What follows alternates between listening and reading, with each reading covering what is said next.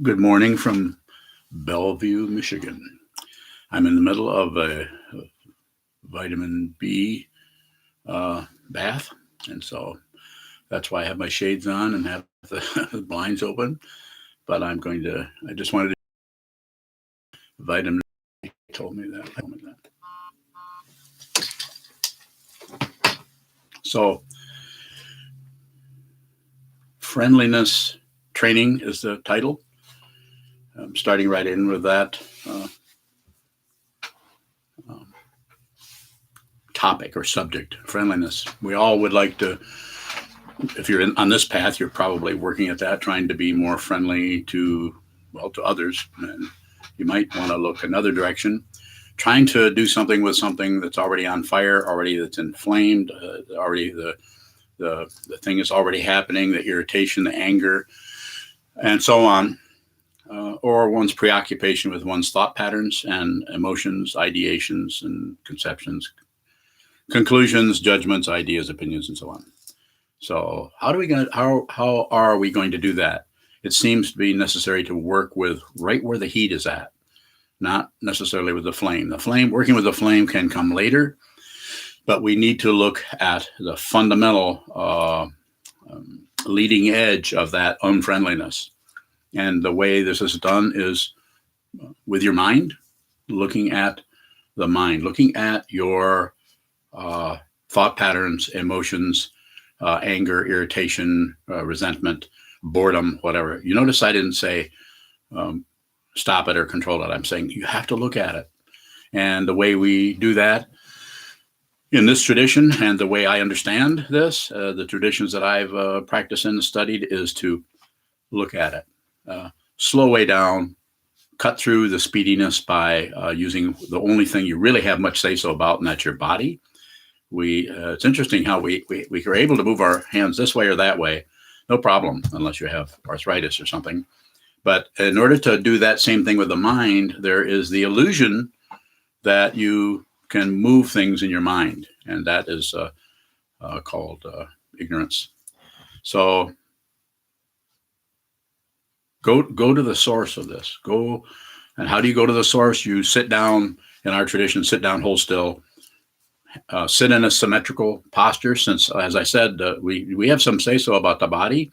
So use the body to reach the mind. Don't use the mind to reach the mind. That's called a squirrel cage. And it's the idea, the presumption and the agenda of control that stops us. It's like trying to control a moving train when you're on the loading dock. You can't do it. You need to actually get into the train. And how do you do that? You sit down, hold still, and watch what's moving, because that's the train. And by observing what's moving, because of the amazing miracle of consciousness, you're able to actually move into that situation with a kind of natural authority, a kind of natural understanding, and sit down and hold still. But you have to start at the beginning. You can't start in graduate school. You have to start at the beginning. And where do you do that? With your own feelings, your own emotions, your own negativity. Sit down, hold still, sit symmetrical, all the senses open so that everything is on receive, because the senses, though it looks like you can see one thing and hear another, or you can smell one thing and touch another, those senses that's called a sensorium, or a matrix of consciousness that shows up with different kinds of objects. Seeing things, smelling things, tasting things, hearing things. To consciousness, those are not different things. But until you reach or understand or stop refusing consciousness only, or the direct perception of emptiness, you're going to fight with your world because it looks like other things. So make friends. Train your mind to be friendly, and the way you do that is sit down, hold still, and watch the warfare. Watch the unfriendliness, your own thoughts. You have the petri dish that you need right in front of you all the time. Sit down. It's right here. It's in this mudra, this cosmic mudra. Sit down, hold still, and watch the difficulty. To some people, it might be boredom, difficulty. Some people, it might be irritation, difficulty. Some people, it might be out and out terror.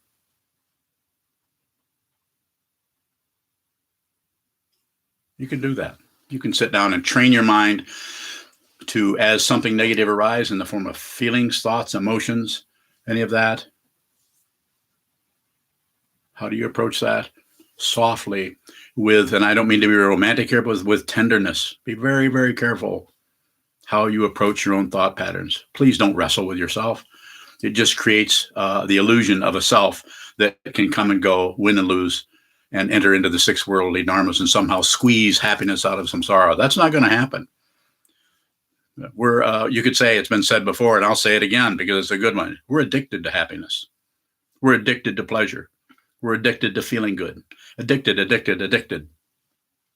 How do you work with that? Look at the addiction. You don't make assumptions about the addiction and cover it up with medications. Not against medications. Don't misunderstand me. Cover it up and begin to watch how whatever you do has no effect. That's called awareness. Because the effect that we want is still ego bound. It's still the seventh consciousness. It's still a preoccupation with the self, pride of the self, self-reference, and that other one I can't remember. Actually, I do remember it, but I say that because I'm trying to seem ordinary. How am I doing? Look at your mind. Sit down. This is a wonderful situation. You don't have to become a Buddhist. As I've said hundreds of times, it helps because it gives you a structure to relate to receive vows in, to hold the completely swirling, waving consciousness that thinks it's a self. It's also called a cosmic joke. You've been fooled. And you're continuing to add on to that tomfoolery. Don't do it. And how do we don't do it? How we don't do it is to see the way we continually get opted by the hope and fear of the seventh consciousness, or the deep area that is paranoid, that area that Trungpa Rinpoche called a paranoid insurance policy. You don't need to do that. You don't need to fight with suffering. You can just see that it is true. Life is suffering. And the other thing you need to see is there's no one who suffers. There's not an individual who suffers. One who thinks there's someone who suffers will add to the suffering, or add to the original pain, and build it into that structure of suffering that is a labyrinth of confusion that other people sometimes, based on their confusion, will get away from their confusion by controlling your imputed or believed in confusion. And usually they'll have a credential on the wall. This doesn't mean everyone with a credential on the wall. I've got plenty of them back here. It doesn't mean that we should disbelieve or go away from or be worried about that. But also don't attach or believe nothing. Don't believe anything I say. I don't want power over you. I'm making a suggestion to you. You might want to train your mind before this lifetime. Click, click, click, click, tick, tick. That part is the illusion, but that's what creates the fear.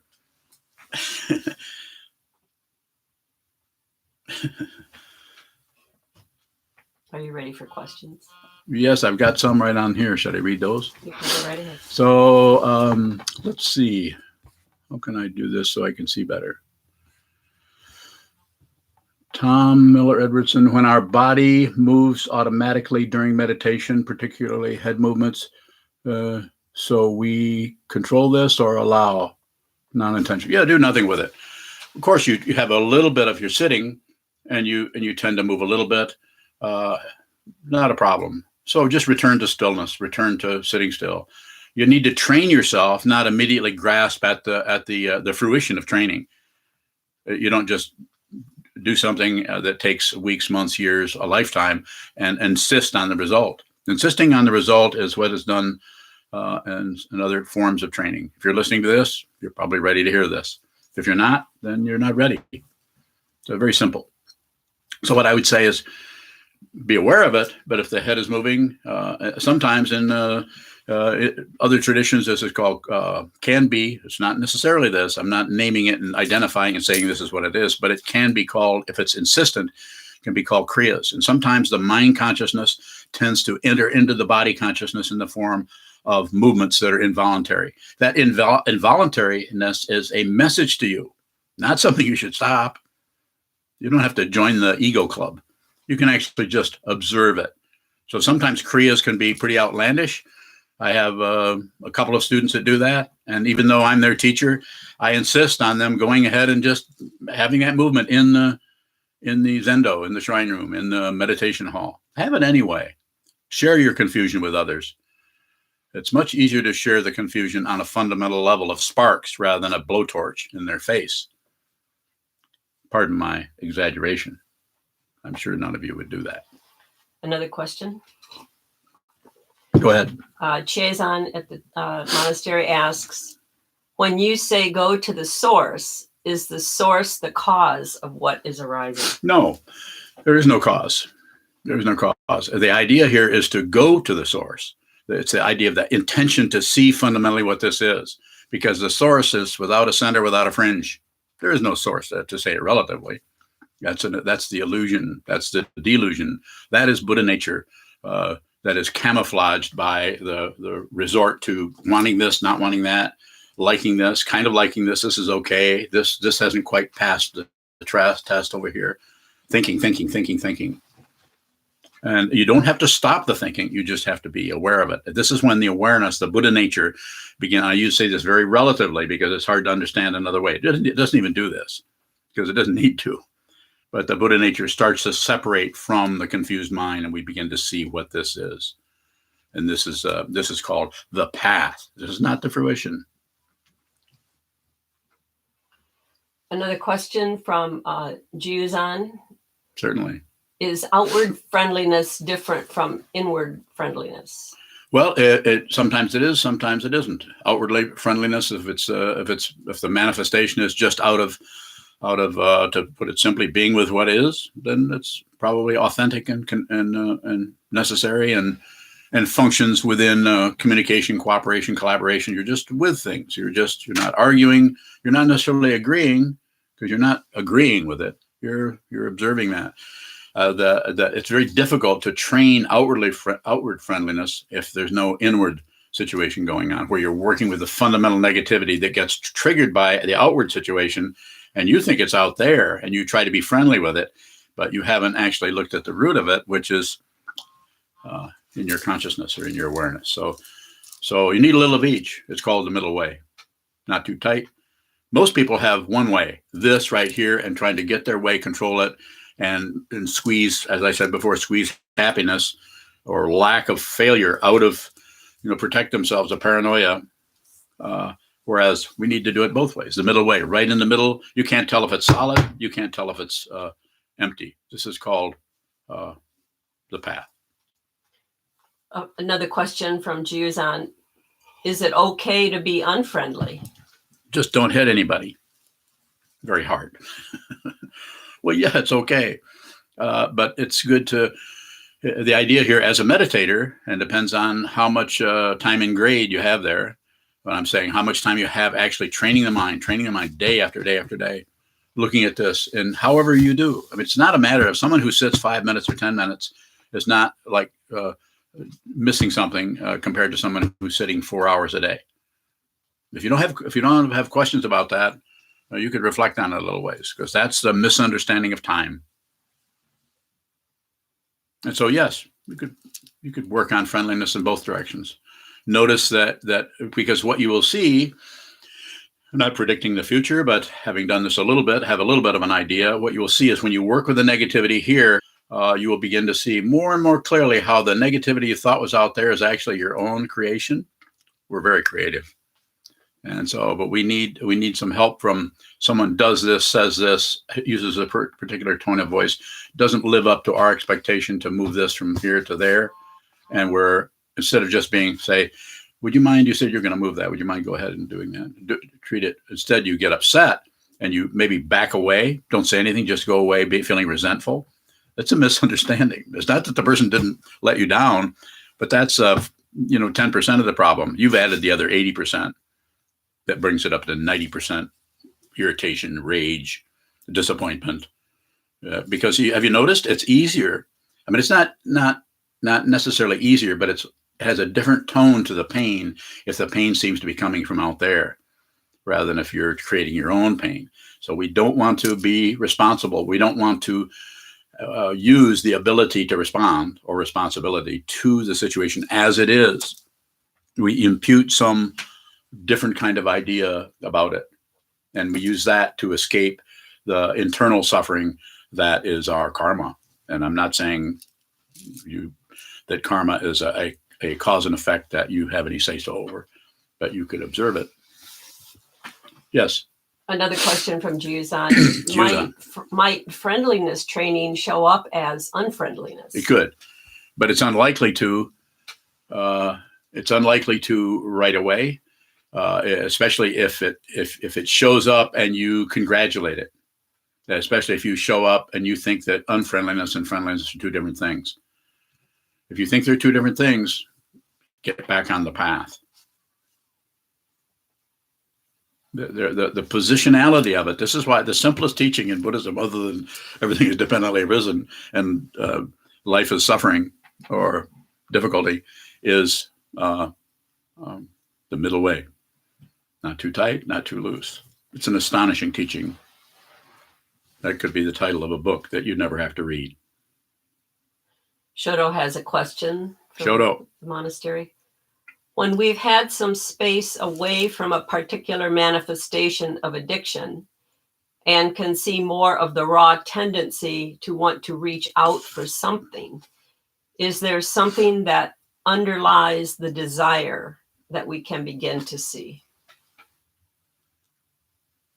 The desire is something, and you might want to elaborate on your question after I respond in this way. The desire is something we keep trying to tamp down, or medicate, or meditate, or inflate, or congratulate. We want to do some kind of something to it instead of just receive it. If you receive it, then the reception itself does not find a self who is receiving. It's just receiving. It's environmental generosity, as my teacher, the Dorje Drawdle of Mukpo, talked about.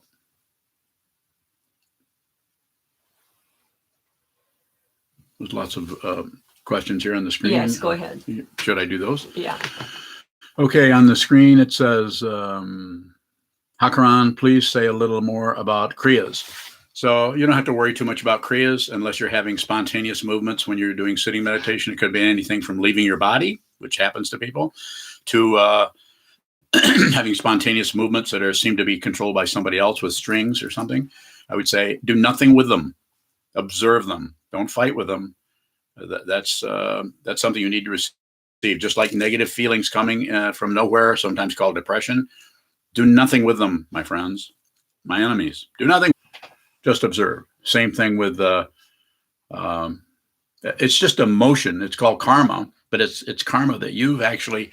When I say you, the consciousness that shows up that you've given a name or your mom has given a name has generated from beginningless time until now, and it wants out. It's like if you eat food with a lot of oxalates in it, little tiny hooks and ladders of the plant kingdom, at some point they're going to want out, and it's painful.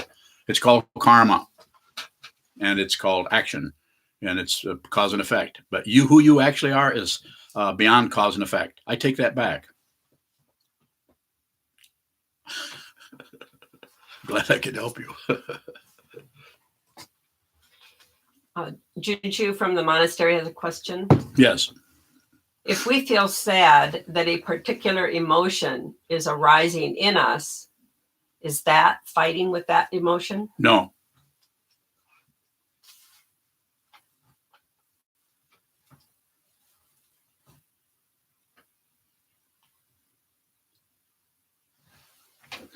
Are you reading these or no? Okay, so Vishal in California, loops of your quotes spin up very fast during sits. As it is, look at it, don't add. They are loud, confusing, and valid at the same time. Can I stick to one of them? I wouldn't do anything. Watch the merry-go-round, watch the circus. Nothing lasts, but it tends to persist if you do anything with it. If you try to stop it, it persists. It wants out of the box. If you try to ignore it or something, and then it starts hammering at you from another direction. And if you make excuses for it or elaborate on it, or even go in and join it because you're tired of fighting with it, A very, very sneaky way of dealing with passion, aggression, and ignorance. Do nothing. You train yourself to just be a receiver. Give everything your attention, including my ridiculous comments on the nature of things. And though I say they're ridiculous, some of them are. But you should listen. If you're a student, then you should listen. Everyone's a student if they don't resist. And if you do resist, then just you can't settle down and work with the resistance in a way of taking the energy away or refusing to give energy to that. Then just watch that. Whatever's moving. With some people, it has a kind of intensity that the person right next to you on the cushion right next to you is not having. They're bored, and you're like, ready to pull your fingernails out. Same thing, different feeling. Let's see, Vishal. The loops seem valid because they are from you and are about the act of sit being done right now. Just, I'm not going to be able to work with your frontal lobe particularly, but all I say is just less is better. Just sit down and train yourself. It takes a while. I've spent 30, 35 years doing the training part before I choiceless to sit up or stand up and say, by the way, you might want to listen to what I have to say here or not. I often say, don't believe a word I say. And I mean that. I don't want followers at all. There's a question from Wendy in Traverse City that is on. She says, is it helpful to stop at expectations as much as possible? Does that engender friendliness? You want to repeat that? Is it helpful to stop expectations as much as possible? Does that engender friendliness? Do nothing with it. Look at the expectations as a gift. This is your consciousness, your awareness is showing up in the form of a squirrel in the yard. I just saw one out there. He's not paying any attention to me, so I'm going to return the favor. So just observe whatever's moving. That's just you're just an observer for the time that you're sitting. When you get off the cushion, then I would say you probably need to just don't miss your life. Don't cover anything up. But I wouldn't be too manipulative with your everyday situation. Even irritation, anger. Sure, you should try to be kind to people and friendly. But Wendy, you're already doing that. So I would say, yeah, just be aware of the expectation, and then watch the expectation. If you watch anything that comes into the mind, it won't last unless you fiddle with it or push on it or pull on it or justify it. Justify it as passion, pushing on it as aggression, and distracting yourself is, of course, the third of the three poisons, ignorance.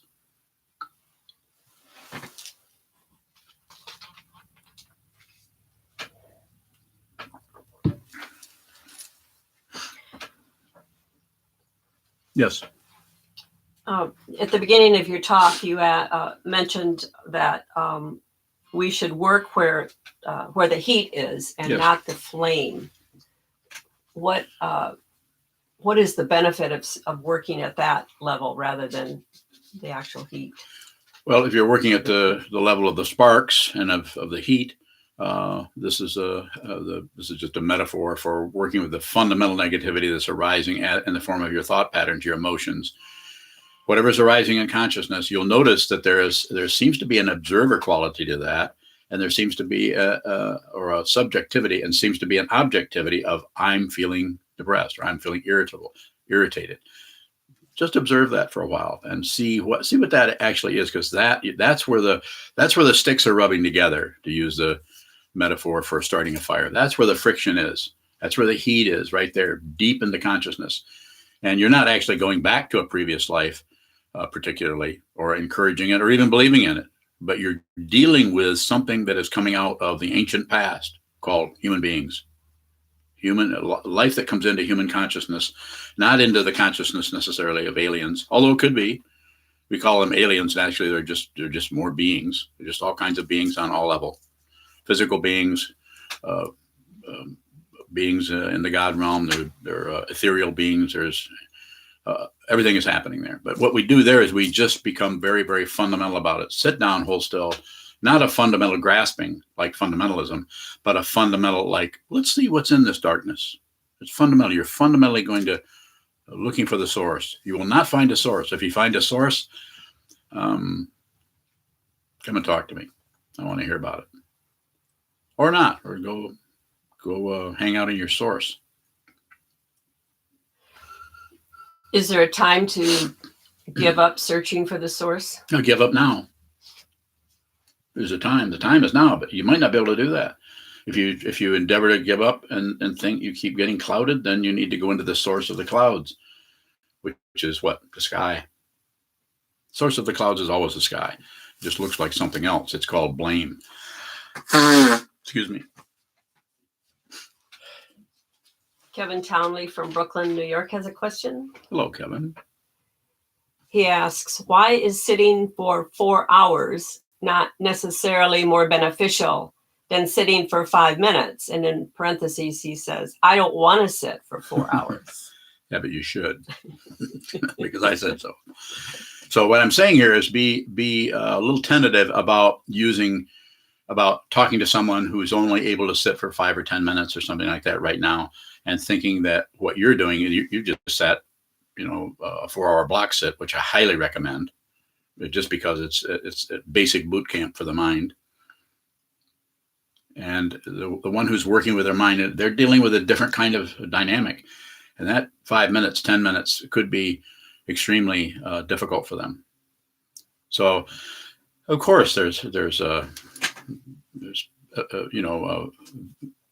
different values going on there, but I wouldn't go in and grasp at a conclusion about it, because you can't see dependent origination, the very nature of it. You can't see it. You can't see the causes and conditions.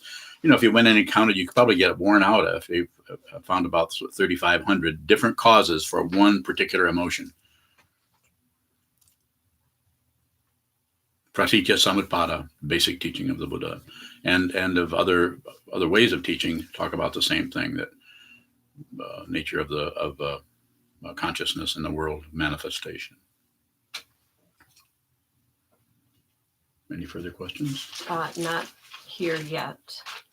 So let's see. Susan Olcott.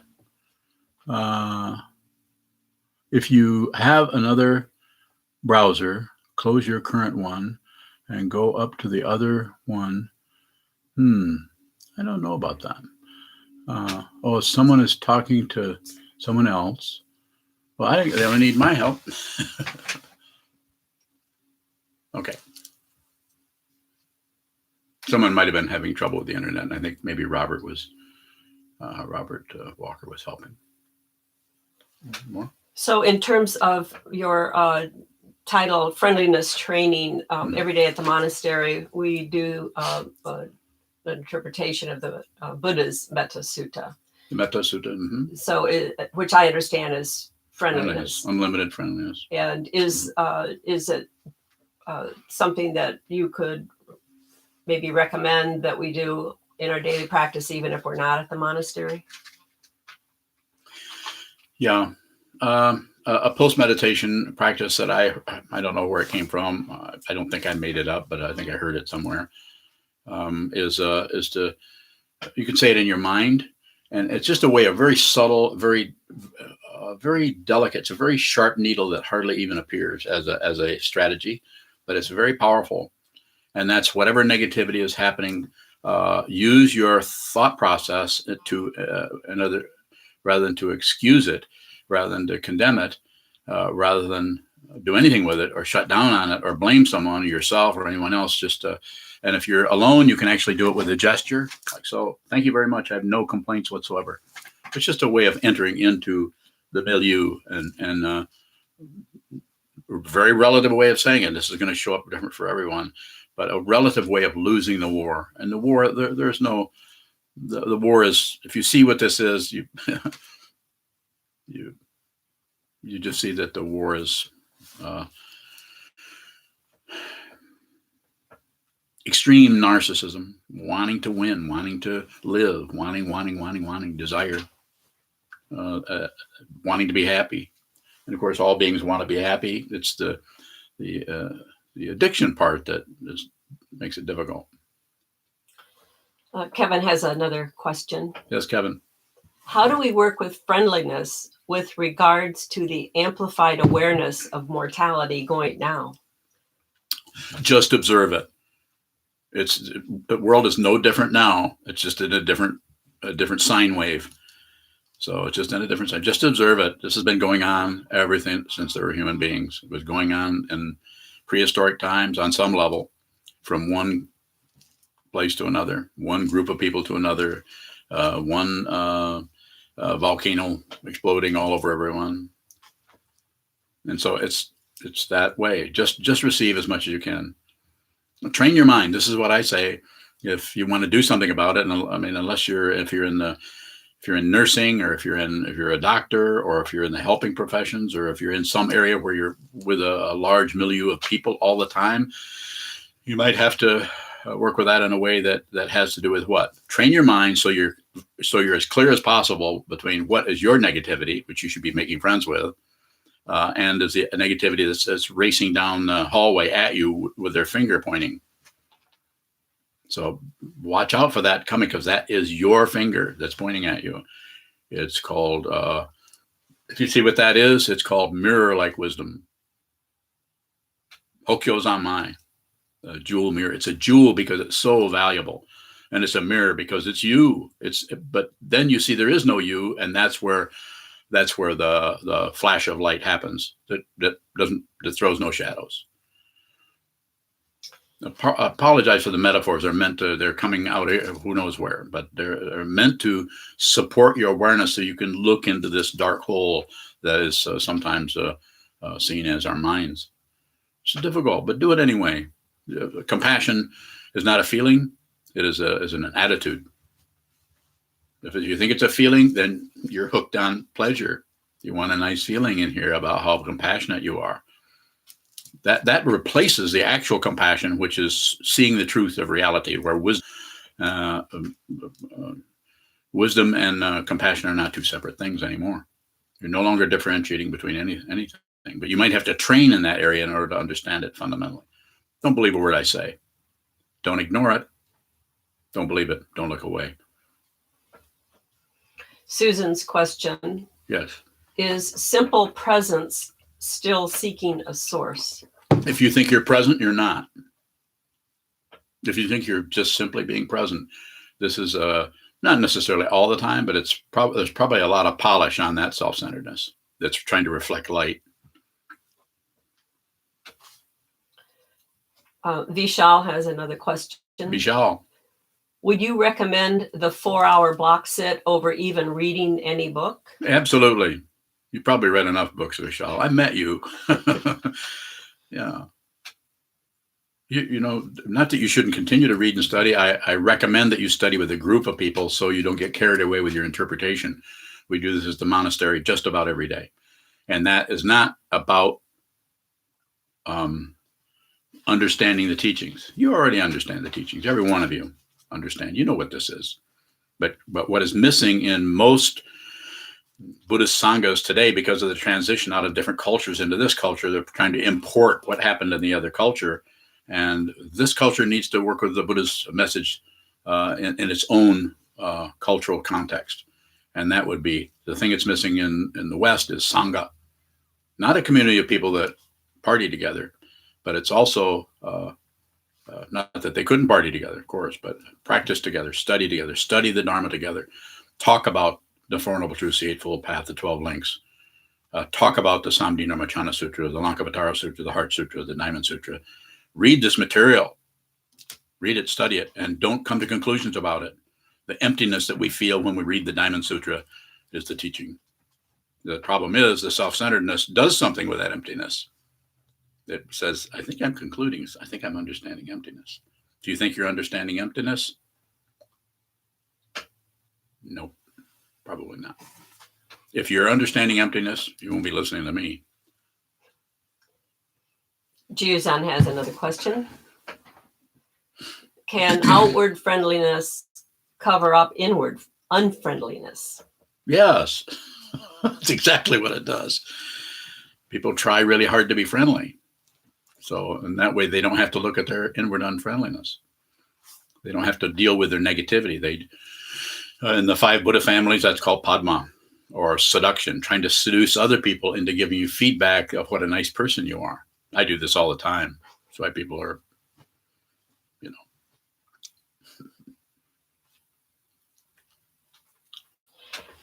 Kevin has another question. Yes. How do we cultivate an attitude of compassion? Don't do it. If you're talking to me, if you're talking to somebody else, they're going to teach you a different way. But you're talking to me, so you're giving me permission to tell you, and I'm telling you that. I'm not necessarily telling everyone else that. I might respond differently to another person in another form, in another tumble of confusion, or more or less, however that shows up. So it's very, very specific. And to you, I would say, don't do that. I would say, go within. Spend more time sitting. And I'm not saying we shouldn't be friendly to people. You're already friendly to people all the time. I know you pretty well. So train your mind. Find the negativity. Find the source of the sparks that are, and the abrasiveness, those sticks rubbing together, they're deep down, because eventually those come into a flame, and they have to do with that's why we have wars. That's why they have people who don't communicate, cooperate, collaborate, and look, as they say, lift all boats. Because it's a misunderstanding, and it comes out of hope and fear. Hope for something better, fear of something worse. That simple. Yes. Shoto has a question. Shoto. If we think we're concluding, are we adding another layer to what's arising? More than likely. Something occurs. If you conclude, something happens. This shows up. And if you add anything, add anything to it, you cover up what you just concluded. And this causes the conceptual mind, especially the seventh consciousness, as is taught in the Yogacara tradition, to assume control of all of the other sense fields, right down to the sense of smell. And that those sense fields are not as separate as they look. So it assumes that, and it goes right back to the Alaya Vijnana, or the storehouse consciousness, which is full of stuff that is all dependently arisen, that is just waiting for a signal to come tumbling out of to use a relative framework or image, tumbling out of that karma that you have been refusing, comes showing up. More. Another question from Tom in Grand Rapids. Tom. He asks, how do I watch dullness in meditation? It feels like the watcher is dull. So the addition is, it feels like. So just the feeling alone. If you're just having the feeling, you won't know what it is or what to say. Some kind of dullness may show up, but it won't hang out unless you do something with it, and which is what you're doing right now by asking a question. But without asking a question, I can't respond. And without me responding, you could continue to do that same thing. So it's called, for this 15 seconds, it's called a teacher-student relationship. And I'm telling you, do nothing with it. Don't add, don't subtract, don't divide. No math at all. It may feel like you're losing track. That's probably the only credential you're going to get from this spiritual path, which is non-theistic.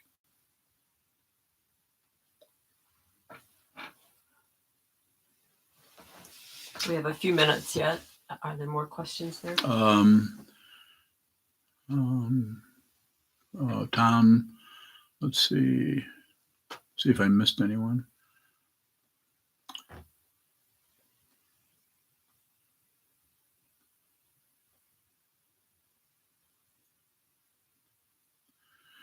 Hakaran says, say more about losing track. So that can show up lots of different ways. The ego mind is losing track, needs more reference points, needs reassurance. It's about watching that need for reassurance rather than actually obeying that or jumping right into it.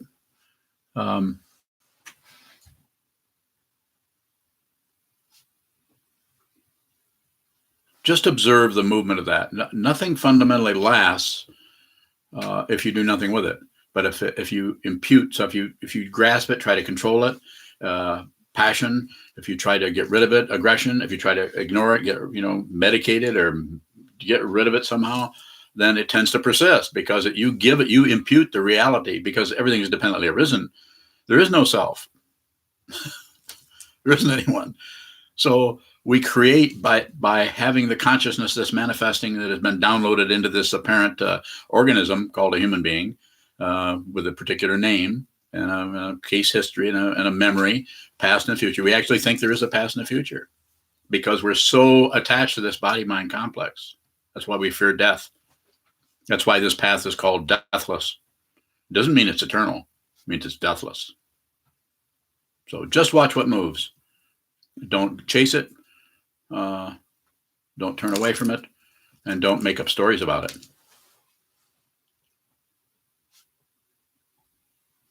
Shoto has another question. So if thinking that we're concluding is a conclusion, how do we not conclude? Just watch it. You don't have to not conclude. I conclude all the time. That's how I know about this. There's no concluder. How do you see that? You watch the conclusion without concluding about the conclusion. You watch the conclusion. Is that funny? I don't know of any other way. It's not a it's an absolute teaching with relative words. Sometimes people who stumble into this kind of understanding become poets or painters or musicians or writers or something because they understand something that's very deep, but it doesn't show up in relative situation. But if you read, T.S. Eliot, or if you look at the paintings of Sham Sotin, or if you look at listen to the music of Andy Warhol, it's visual music there. Music does that. It creates some kind of understanding with us that is at once pragmatic and romantic. And what is that? What is that power of sound coming together in certain kinds of ways that someone has understood something that they create? You can do that with your life. You can actually be an artist of your life.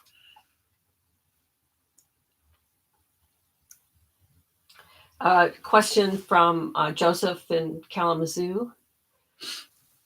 He says, the monastery practices seem to be strikingly similar to what is being recommended to millions of people, namely live in the same place with much less time spent in the public realm.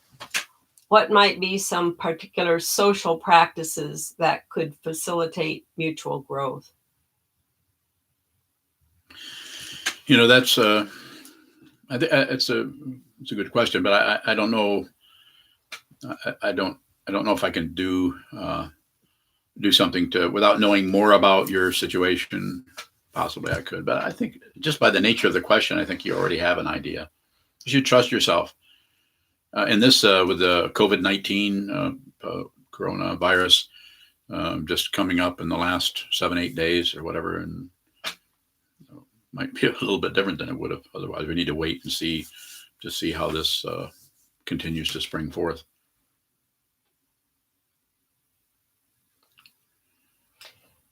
Juzan has another question. Is there absolute friendliness?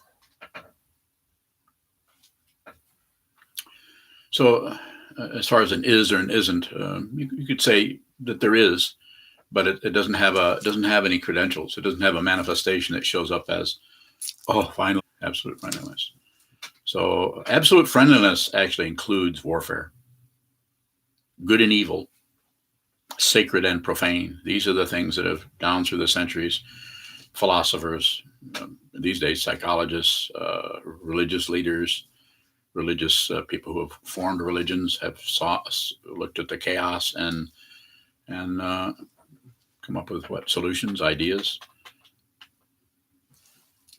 And the idea here that I understand from my teachers and from the Buddha's Dharma, and from all the lineage holders down through the centuries, and there's been hundreds and hundreds, thousands of them, are saying, train your mind. You might want to look at what this is rather than look at what you think this is. That's kind of a conditional blindness that most everyone has. No position. Picking and choosing, as it is said in the sutras, is a disease of the mind. Does not just say that you don't see the contrast, you don't see the difference between someone killing a buffalo and killing a horned owl.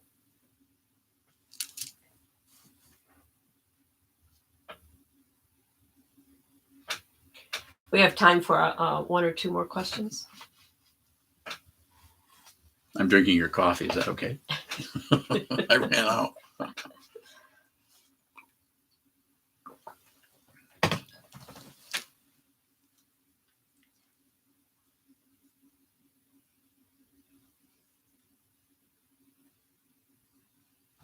There's one. Vishal, I can send you notes. So Junchu is going to send Vishal all the lies I've been telling.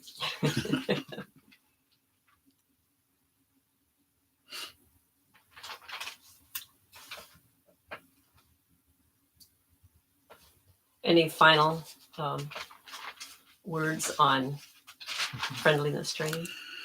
Yes, I would say in Buddhism we look at the negative. We look, the negativity arises. You have your own Buddha Dharma. You have your own teaching right in your own consciousness. It's arising. Whatever is arising that is negative, positive, and neutral, just observe. Be a good host, hostess, or hoster. Just whatever arises, sit down, hold still, and observe whatever arises. And the blade of awareness will become sharper and sharper. If you think it's getting sharper, that's a misunderstanding. It's none of your business. There is no you to have a business. So train the mind. Sit down, hold still. Give it 5 minutes, give it 5 hours. You'll know what you need to do.